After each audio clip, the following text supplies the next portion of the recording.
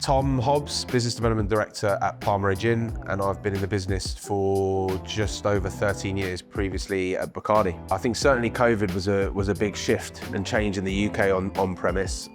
Certainly we've seen a number of things from a premium spirit on-trade perspective.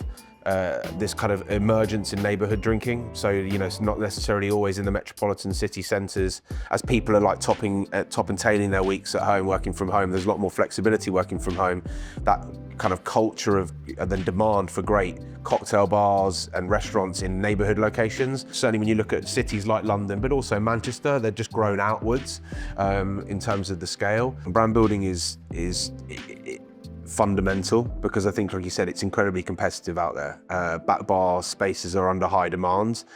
And obviously also operators, you'll be sensitive to the fact that operators are managing their margin costs and under increasing pressures. Certainly in the UK, there's a lot of headwinds. So when you look at the importance of brand building, you can't just rely solely on the bar to do that brand building for you, absolutely not. And I think if you're a challenger brand coming into the market, you know you're up against brands that are spending big money above the line on campaigns that have got that awareness already.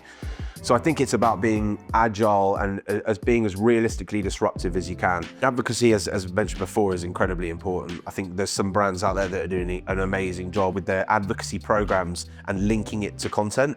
Because I think, like you said, ultimately what the advocacy is there to do is to support the bar to build that awareness of the product, so that you know, ultimately they're the front end day-to-day ambassador. But equally, how they can help shape what we spoke about earlier, like landing that perfect moment, whatever that is for the brands.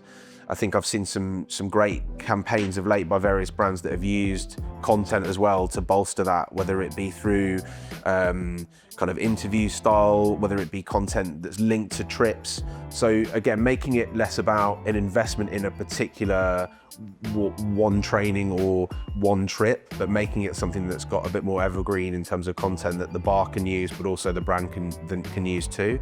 So it's making sure that I guess you can ditch the laptop and sit over a bar as often as possible and talk to the people that really know.